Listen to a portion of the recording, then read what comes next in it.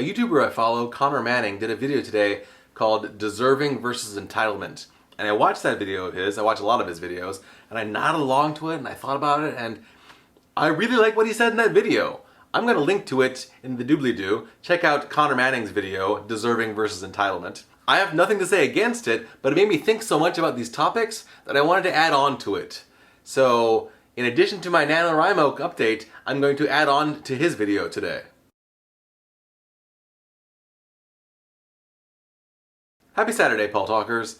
I am feeling pretty good. You can tell because I have shaved my head. That is the thing that I do to make myself feel right inside.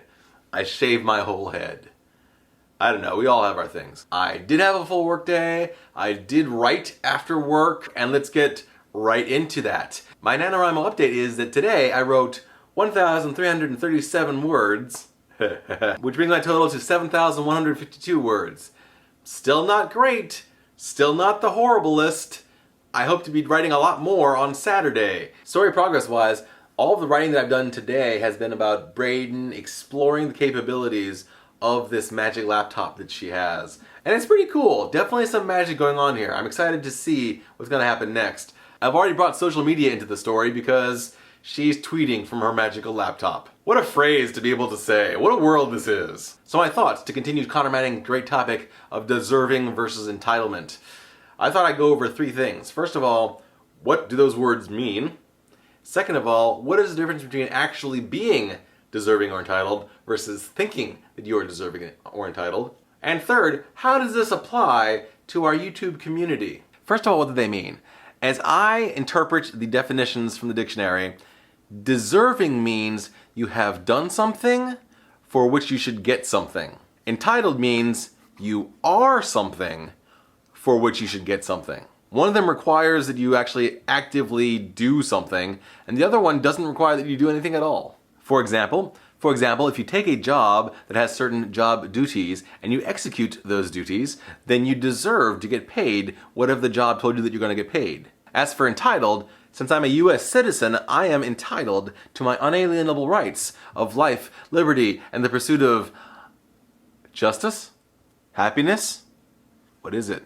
But I'm entitled to those rights. So part two, what's the difference between thinking that you are those things versus actually being those things? Well, both of those labels require that someone with the authority and or right to do so decides that you are deserving or you are entitled. If you don't have the right or the authority to declare those labels, then you can say it all you want, but it won't be true. For example, Sam Pepper, Alex Day, Jason Sampson, they may think that they are deserving of forgiveness. They may think that they are deserving of continuing to have YouTube careers, but are they themselves the people with the right or authority to make that decision? I say that they are not. Are their viewers the people who have the rights or authorities to say that they are deserving of forgiveness or that they are deserving of returning to YouTube popularity? I would say again, most of their viewers do not have that right or authority. Because all three of those YouTubers, as well as many others who are listed in the master post below, because all those YouTubers have hurt people, the people who have the right and authority to say that they are forgiven are their victims, the people that they have hurt. How about entitlement? Well, all of those abusive YouTubers think that they are entitled to run their YouTube channels and have access to their subscribers and their monies. The entity who gets to decide whether Alex Day can just exist on YouTube and make money from his videos is a combination of YouTube and his advertising partners. And it is in fact YouTube's position that pretty much everybody, regardless of whether they are rapists or pedophiles or emotional manipulators, they are all entitled to have a YouTube channel.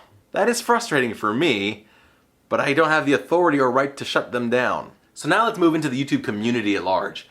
Who gets to decide whether a person on YouTube deserves to have 1,000, 100,000, 1,000,000 subscribers? Who decides that an individual YouTuber deserves that? The answer is that each individual subscriber decides for themselves whether this person deserves their subscription. They might not realize that's what they're doing, but that's what they're doing. Whenever you subscribe to someone, you're saying, you deserve my one added to your subscriber count. And as I already said, YouTube decides who is entitled to a channel, and advertising partners and multi-channel networks decide who is entitled to advertising revenue. What this means is that when I find out that a YouTuber has abused their position, their channel, their subscriber count in order to hurt someone, I'm going to do two things. I'm going to go to the subscribers and say to the subscribers, please unsubscribe from this person. They are harmful for these reasons. And hopefully by making that appeal, I will get some of these subscribers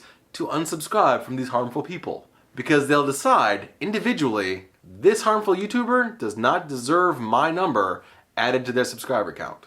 And as to the other side, I'm not really sure how to affect YouTube, but YouTube, that subsidiary of Google, has to say whether or not a person is entitled to have a channel at all. What I can definitely do, as I learned from watching Anthony's videos, is I can appeal to the multi-channel networks and the advertisers and tell them, hey, this YouTuber that you're paying, they're bad for your brand, they're bad for your image, they're just bad in general, and hopefully convince the multi-channel networks and or advertisers to cut off the profits to these harmful YouTubers.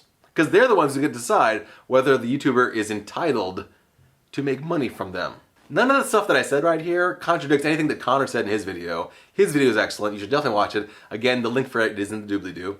And nothing that I said in this video is necessarily groundbreaking either, but I wanted to give you another way of thinking about certain YouTubers so that we keep this conversation going, because I have not forgotten. Well, if you like this video, please give me a thumbs up. If you think that I am deserving of your subscription and you have not yet subscribed, please subscribe below.